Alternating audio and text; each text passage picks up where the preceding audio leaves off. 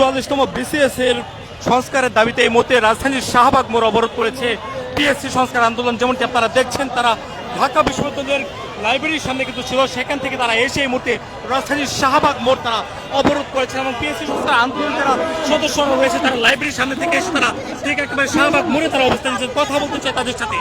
কিন্তু আমাদের রেজাল্ট প্রত্যাশিত হয় নাই।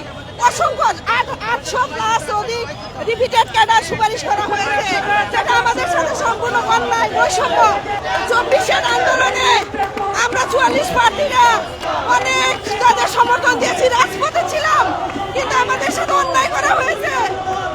আমার 2টা সন্তান দেখে আমার শেষ বিচার ছিল, আমি রাজপথে নেমে আসছি। দয়া করে আপনারা এই প্রহসনের রেজাল্ট বন্ধ করে অনতিবিলম্বে আমাদের রেজাল্ট পুনরায় ফলাফল প্রকাশ করুন। আমাদের মতো যারা মানুষ যারা 4টা বছর ধরে অপেক্ষা করে ছিলাম, সেই 21 সালের সার্কুলার একটা পিসিএসে ধারাবাহিক পদ সংখ্যা বাড়ায়, কিন্তু এই পিসিএসে পদ সংখ্যা বাড়ানো হয়নি, বরং বৃষ্টিমত কমিয়ে 1690 জন ক্যাডার সার্ভিসের রেজাল্ট দিয়েছে। তার মধ্যে এখানে যারা পিএসসি সংস্কার আন্দোলন যারা সদস্যরা রয়েছেন তারা মূলত অভিযোগ করছেন যে রাতের আধারে আসলে পিএসসির ফলাফল ঘোষণা করা হয়েছে এবং যার জন্য মূলত আজকে রাজপথে নেমে এসেছেন। যেমনটি আপনারা দেখছেন, পিএসসি সংস্কার আন্দোলনের এই যে শাহবাগ মোড় অবরোধ, এই অবরোধকে ঘিরে আমরা দেখছি এখানে আইন শৃঙ্খলা বাহিনীর যারা সদস্য রয়েছে তারা কিন্তু কঠোর অবস্থান নিয়েছে। বিশেষ করে পুলিশের যারা সদস্য রয়েছে তারা তাৎক্ষণিক এখানে আসে এবং পুলিশের যে বাধা, সেই বাধাকে আসলে ডিঙিয়ে এখানে 44তম বিসিএস এর যারা সদস্য রয়েছে তারা পিএসসি সংস্কার আন্দোলন তারা কিন্তু সংবাদ সম্মেলন আয়োজন করেছেন ঢাকা বিশ্ববিদ্যালয় কেন্দ্রীয় লাইব্রেরির সামনে। সেখান থেকে তারা এই মুহূর্তে তারা অবস্থান নিয়েছে শাহবাগ মোড়ে। তারা শাহবাগ মোড়টি তারা অবরোধ করে রেখেছেন।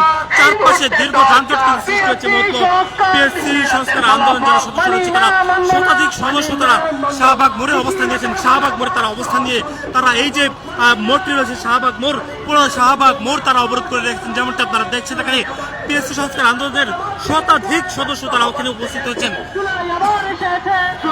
তারা বিভিন্ন দাবি সম্বলিত প্লেকার্ড হাতে কিন্তু তারা এখানে এসেছেন।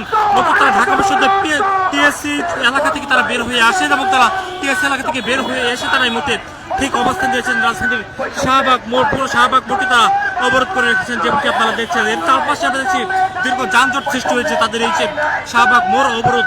এই মোড়ের অবরোধের কারণে তারা একেবারে ধিক, যেই সড়কে যে 4টি ধিক রয়েছে শাহবাগ মোড়ের ঠিক 4টি এলাকায় 4টি দিক কিন্তু তারা অবরোধ করে রয়েছে। তারা শাহবাগ যে ব্লকেট কর্মসূচি, এই কর্মসূচির ফলে দীর্ঘ যানজট সৃষ্টি হচ্ছে সড়কগুলোতে। যেমনটি আপনারা লক্ষ্য করছেন, এখানে যারা নেতৃত্বে যারা রয়েছেন, যারা সদস্য রয়েছেন তারা কিন্তু একেবারে মোড়ে অবস্থান নিয়েছেন।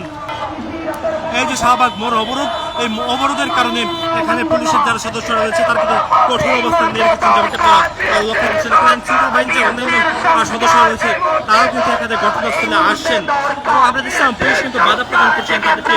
তবে পুলিশের যে বাধা, সেই বাধাকে অতিক্রম করে পুলিশ সদস্যদেরকে আসলে ডিঙিয়ে এখানে যারা সদস্যরা রয়েছে পিএসসি সংস্কার আন্দোলনের তারা কিন্তু এখানে এসেছেন।